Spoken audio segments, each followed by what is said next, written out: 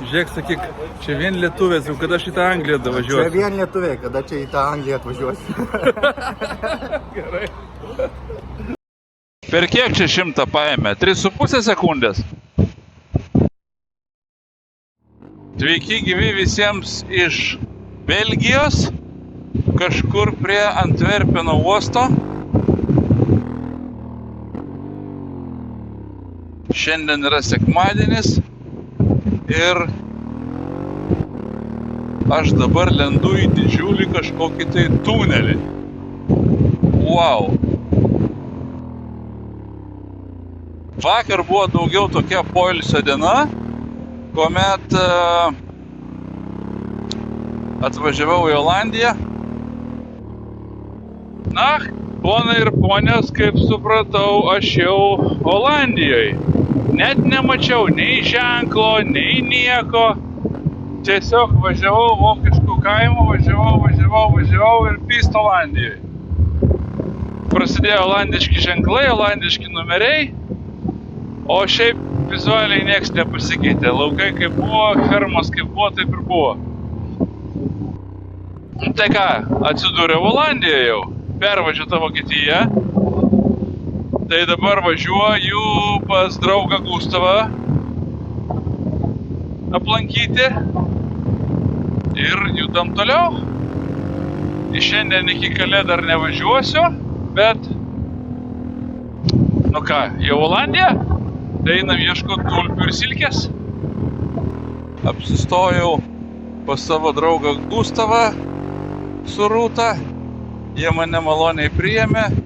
Tai mes taip ramiai pavakarojom, pabendravom, buvom vakare išvažiavę su ciklais, šiek tiek apylinkės aprodė, nuostabaus grožio olandiški vaizdai, su jūrom, kanalais, vėjo malūnais ir visais kitais olandiškais pričindalais.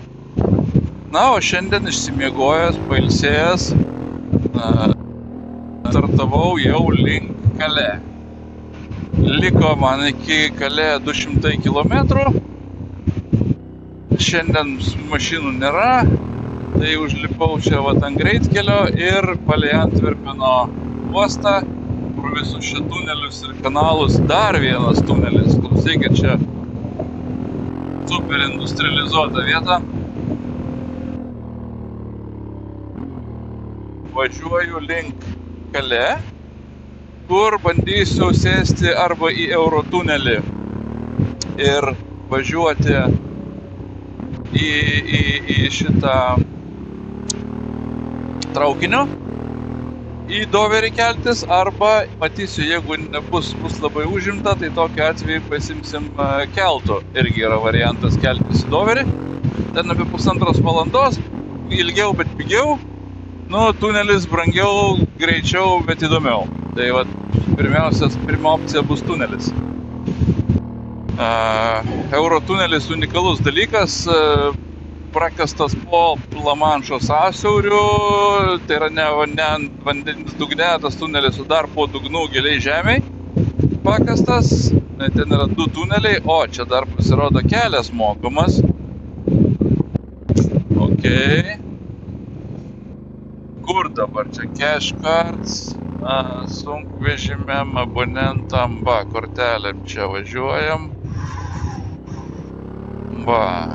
Čia mokamas kelias pasirodo. Tukš, taip, labą dieną. Belgai 6 eurai, ne už kelius, taip? Ir nesvarbu. Motociklas 6,20. Ne, ačiū. 6,20 eurai, klausykit. 3 litrai benzino. Bet sakė, Belgijoje kuras pigesnis. Tai va, tai bandysiu keltis į Angliją. Turiu tą elektroninį kelionės leidimą pasidaręs. Turiu pasą jau įsidėjau į patogią vietą. Nu tai matysim, kaip čia mums seksis. Nu ir šiandien planuojam turbūt pasiekti Londoną. Irgi dar nakvynės klausimas Londone neišspręstas. Bet kažkaip pasispręsim. Turiu čia porą variantų, bet dar nežinau, kurį reikės pasirinkti. Kuris ten man geriau pavyks. Vėl dar vienas tunelis. Čia klausykit, tuneliai po kanalais vyksta, ne? Bevern tunelis. Jau trečias tunelis per 10 minučių.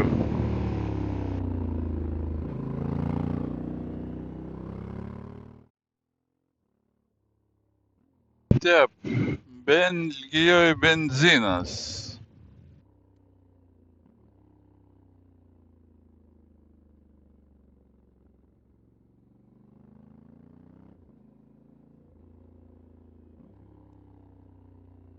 Užsipyliau pigaus belgiško benzino po eurą šiam 7. Vakar pamiršau pažymėti 2 štukas. Tai dabar yra 2133 nuo namų. Vakar važiuodamas dar galvojau pažymėsiu 3 štukes, bet kol iki Gustavo davažiavau, kelių kilometrų pritrūko, tai taip ir nepažymėjau. O, bet jau 3000 prasidėjo. Tai vis dar Belgijoje. Kas čia bus suma sumarum? Gal reikia vėl daryti totalizatorių, kaip visada? Gal paskelbsim totalizatorių vėliau, kai jau Anglijoje būsim tada. O, arkliukai, moterytė su sijonu, kaip fainiai. Mina dviratuką. Ramus belgiškas. Ramus kaip belgai visi. Va, pasižiūrėkim visi, kaip čia, kokie čia belgai ramus. Jūs belgai čia ramus? Ramu čia šiaip jau. Kaip Belgija. Absoliučiai, atsiprašau, ramus sekmadienio rytas Belgijos kaimuose. Vienas kitas dviratininkas, vienas kitas šunį vežioja. Garantuotai visi sėdi belgišką šokoladą pasislėpę ryje. Briugė mums nereikia. Centrą mums irgi nereikia. Mums reikia į Kalė. Kažin prancūzai nenubaus už tai, kad šalmas be lipdukų. Nes Prancūzijoje privalomas ne tik šalmas, privalomos ir pirštinės būtinai, bet kokios, nebūtinai motociklinės. Ir dar kas yra privaloma motociklė, ant šalmo turi būti lipdukai. Čia priekį, šonuose ir gale atšvaitiniai lipdukai privalomi. Tai šiaip paprastai šalmuose netgi komplektą parduoda, būna lipdukai, bet aš kažkaip neužsidėjau šitų lipdukų, galvoju, užsidėsiu prieš Prancūziją važiuodamas ir pamiršau. Gustavas dar sakė, turi kažkokius gražius pasidaręs, irgi žadėjo duoti, bet paskui užsiplėpėjom ir taip ir pamiršom. Na, bet tikiuosi, kad čia labai netoli.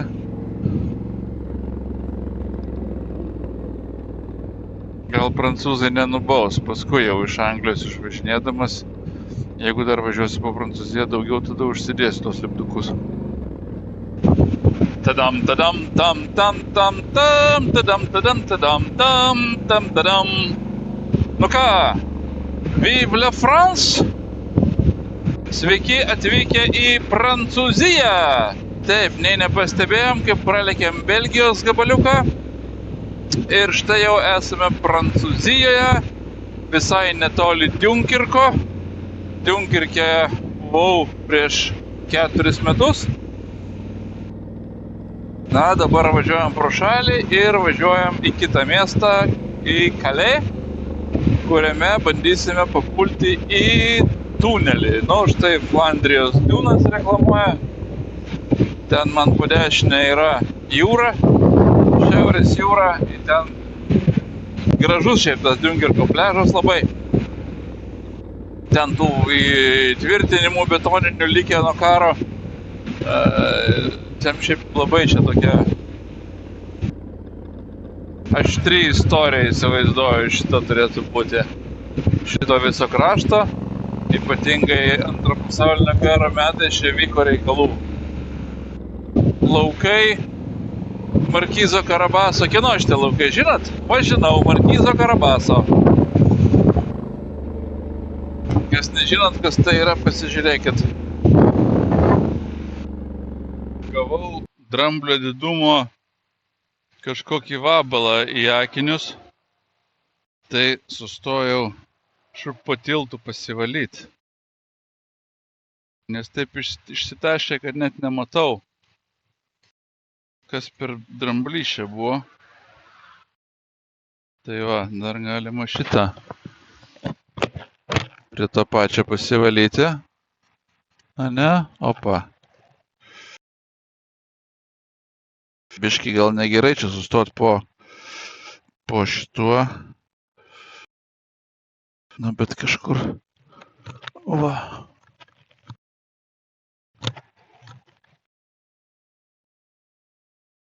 Va, snukį pasivaliau. Opa. Akinius. Jau matau mašinų su vairais bardačiokę. Viena kita. Tai panašu, kad teisinga kryptim važiuoju link UK. Ane? Užsidarom. Tinkšt. Išsijungiam.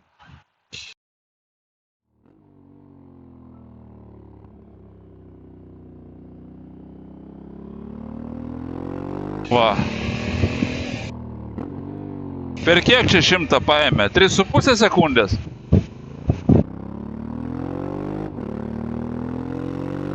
Kas gerai.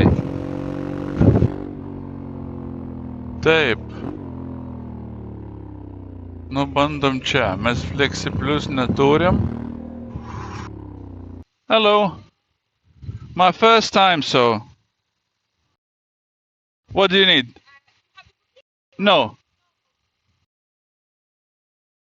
Sorry?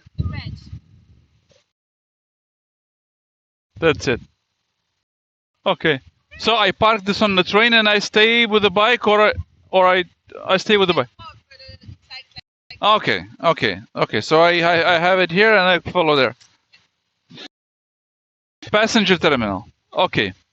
Thank you so much. Nu ką, bonjour. Passenger terminal to traffic, benvenido, sorti nereikia. Sakė follow here.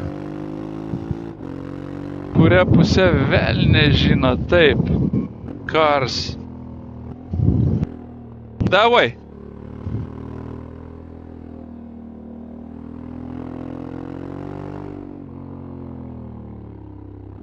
Over here, taip, čia motociklų shelteris.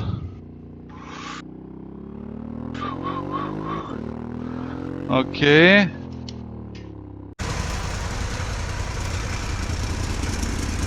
Where are you going? UK, Scotland? Great Britain. To check out what's great about Britain.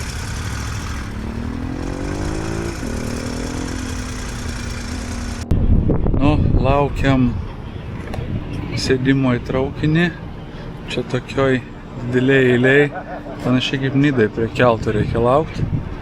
Čia visokių, žiūrėkit, ir sportinių mašinų, ir Ferrari, ir Lamborghini, ir ko tik nori. Ten už manęs toliau dar visokių mandrų mašinų.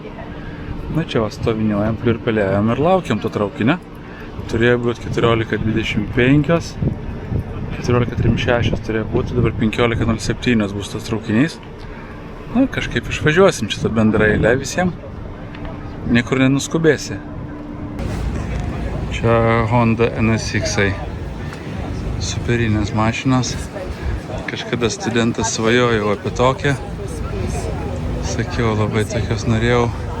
Čia 3,5 litro. V6 variklis gale. Čia buvo japoniško Ferrari atitikmuo toksai. Na, bet kažkaip nepavyko nusipirkti. O dabar tai jau kainuoja kosmosą.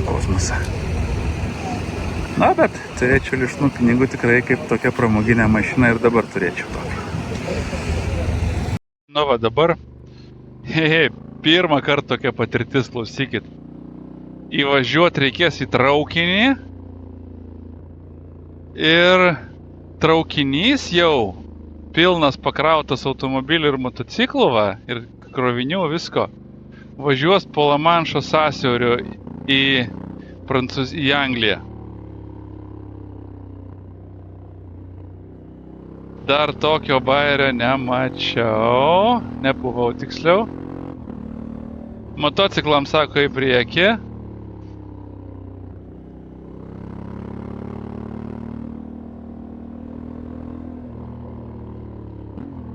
Va. Motociklus sako tenais varykit. Ai. Va. Va, įvarom motociklus čia. Tunkšt, va, sako, čia statykit.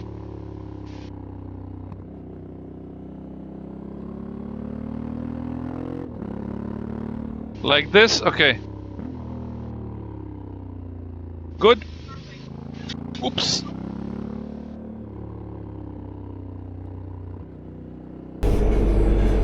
Eurotuneliai yra 2 tuneliai, 3 tiksliau tuneliai. Vienas tunelis į vieną pusę traukiniai važiuoja, kitas į kitą važiuoja, o per vidurį yra servisinis tunelis. Ir avarijos atveju traukinys turi sustoti, reikia iš jo išlipti ir pereiti į servisinį tunelį ir taip galima patekti išsigelbėti iš to požeminio viso tunelio.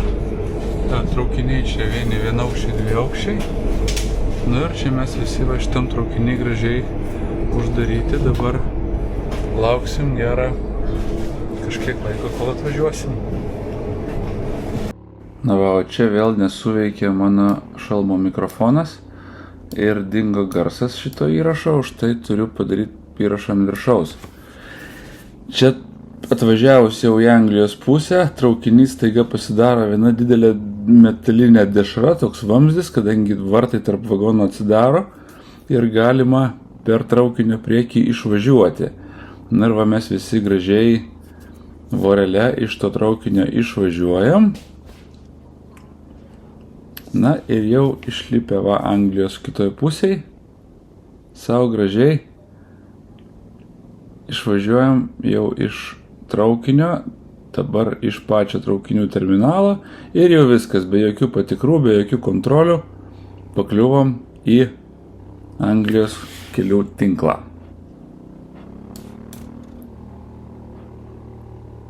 Eismas kairė pusė, drive on the left.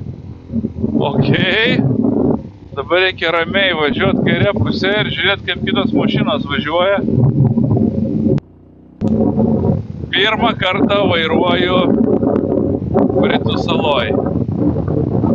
Paukštis dar vos neatsitrenkė čia į mus. Ir čia dabar lėtai vadinasi kairė jau važiuota, ne? Ok. O kaip dabar motociklininkam pamojuot dešinę ranką? Ok, čia yra kažkoks įdomus dalykas, kuris vadinasi Downford Crossing.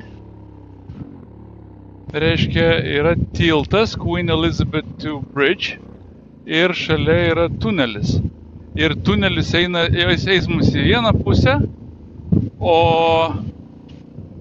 tiltas eina į kitą pusę eismas. Ir taip susidaro tas vadinamas Downford Crossing, kur tuneliu važiuoja į vieną pusę, šito tiltų į kitą.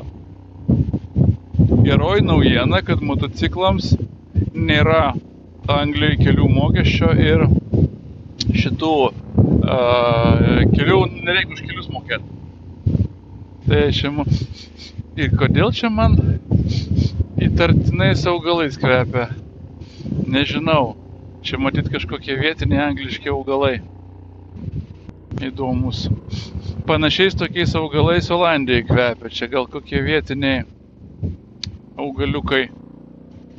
Nu jo, okei, whatever. Tai dabar esu, Dartford Tunnel. Any vehicle down there? Viskas, lendam ir tunelis mylios ilgumo, o čia va prieš mane tas tiltas. Okei. Tai dabar mylę reikės grūstis kamštį. Nu, ką daryt, grūdamės? Na ką, draugai? 2435 km nuo namų ir aš jau esu beveik Londone. Šiandien atsibeldžiau į Londoną iš Olandijos, per Belgiją, lindau į Eurotunelį, bet buvo labai faina patirtis. Na, toks iš tikrųjų keltas traukinys. Tai va, ir pradedu savo Didžiosios Britanijos nuotykį. Kaip jau sakiau, šios kelionės tema yra Finding Great Things About Great Britain. Ieškosim, kas čia tokio great. Ar čia yra great maistas, ar čia yra great žmonės, ar čia yra great infrastruktūra, ar čia yra dar great kas nors. Dabar porą dienų turbūt būsiu Londone. Tada šausiu palei rytinę, turbūt pagal rytinę pusę į šiaurę link Cambridge'o, ten toliau link Škotijos, Edinburgas.